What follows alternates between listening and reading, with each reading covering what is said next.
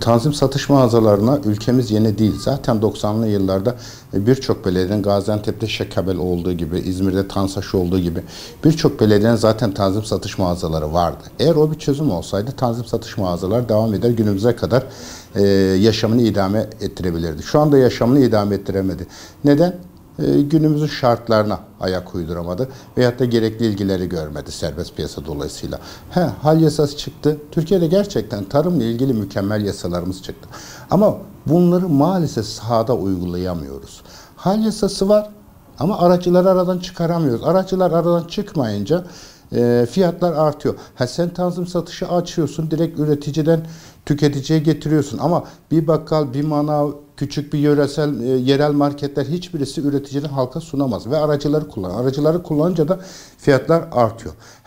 Bu büyük şehirlerde kurulan tanzim satış mağazaları çözüm mü? Çözüm değil ama geçici bir çözüm. Çünkü 90'lı yıllarda bu denendi. Şu anda belki fiyatları biraz aşağı çekti, olumlu piyasaya bir hareket verdi ama var olan şu var, bizim kalıcı çözümler üretmemiz lazım. Kalıcı çözümlerle ilgili zaten Tarım Bakanlığı'nın çok iyi bildiğim bir çalışması var. Havza bazlı destekler. Bizim bu havza bazlı desteklerde özellikle hangi ürüne, TÜİK verilerine göre bu ülkenin 82 milyon insanın hangi ürüne ne kadar ihtiyaç var? Bunun bir planlaması yapılması lazım. Ve o ürün en ideal verimi hangi bölgede veriyorsa o bölgede çiftçilere o ürün desteklenmesi lazım. Ve Türkiye'nin ihtiyacı kadar üretilmesi lazım. Bu artı eksi %10 olur. Niye? Ekstradan bir ihracatımız olur vesaire. Bunun haricinde bu havza bazlı destekler gerçek anlamıyla Türkiye'de eğer biz meyve sebze fiyatlarının oturmasını ve çözümünü istiyorsak mutlak suretle havza bazlı üretime geçip ona göre bir üretim modeli belirlememiz lazım. Altyapı hazır. Bununla ilgili Tarım Bakanlığı 10 yıldan beri çalışıyor. Tüm veriler hazır. Yapacağımız şey bir üretim planlaması. Bu ülkenin neye ne kadar ihtiyacı var? Ona göre havzalar belirlenecek. O ürün o bölgede desteklenecek. Başka bir bölgede değil. Düşünün. Antalya'da serayı desteklersin. Hadi git Erzurum'da serayı destekle. Böyle bir üretim modeli olmaz zaten. Dolayısıyla havza bazlı modeli hayata geçirdiğimiz zaman ülkenin fiyatların denge bağlamında sorun çözülmüş, üreticiye daha ucuz ürün arz edilmiş olacak. Neden? Çünkü sen ihtiyacın kadar üretiyorsun. İhtiyacın kadar üretmediğin için kendi elimizden Gaziantep'ten örnek vereyim. Bu yıl sarımsak kaç liraydı biliyor musun sezonunda? Hasat edilmedi. Çünkü sarımsak işçilik maliyetlerini kurtaramıyordu.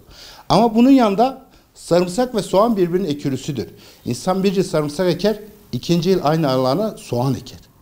Soğan aldı başını gitti. Sarımsak üreticileri iflas etti.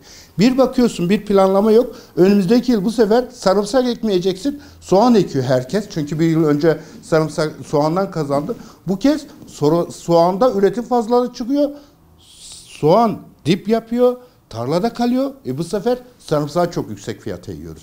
Dolayısıyla bu sorunu çözmemiz için mutlak suretle bu ülkenin hangi ürüne ne kadar ihtiyacı olduğunun bir planlaması yapılması lazım. Havza bazlı bunlar desteklenmesi lazım.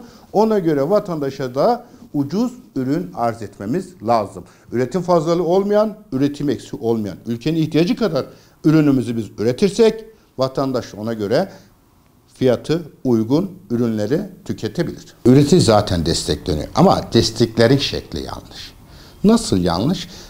Diyelim ki pamuğa geçen yıl çok astronomik destekler verdi bu devlet. Çünkü pamuk ihtiyacımız vardı. Bu sefer herkes pamuk ekti. İşte az önce dediğim havza bazlı desteğini ver. Hangi bölgede hangi ürüne destek veriyorsan çiftçi ona göre üretir. Sen pamuğu Türkiye'nin her tarafında veriyorsun. Gidiyorsun mesela çok iyi pamuk yetişmeyen bölgelerde alabildiğine pamuk bahçelerine denk geliyorsun. Başka bir ürüne veriyorsun. O keza aynı o ürünü üretiliyor alabildiğine. Dolayısıyla mutlak suret dediğim hani o havza var ya havza. Diyeceksin Gaziantep havzasında fıstık, zeytin ve hubata destek var. Vatandaş onun desteğini bilir. Sen tutup Gaziantep havzasında diyelim ki kinovaya veyahut da farklı bir ürüne destek verirsen insanlar onu ektiği zaman ekonomik gelir zaten elde etmiyor. Dolayısıyla verdiğin destek de boşa gidiyor. Niye? Sırf vatandaş onun desteğini almak için ekiyor. Ama diyeceksin ki Gaziantep ben bu ürünler yetişecek. Bu ürünlere destek veriyorum.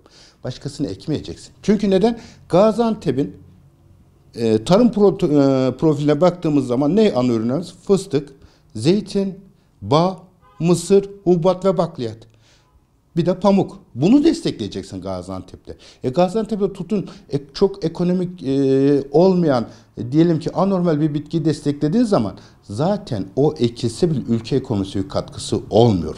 Dolayısıyla biz bu destekle havza bazlı destek yaptığımız zaman ülke ekonomisine en fazla gayri safi milli hasıla kazandıracak ürünü vatandaş yetiştirecek. Hem ülke kazanacak hem vatandaş kazanacak. Aksi takdirde bizim vatandaşımız hangi ürüne en çok desteği veriyorsa onu ekiyor. Ama ekonomik olmuyor. Ekonomik olmayınca da üretim azalıyor. Üretim azalınca da fiyatlar fırlıyor. Şu anda geçici bir çözüm.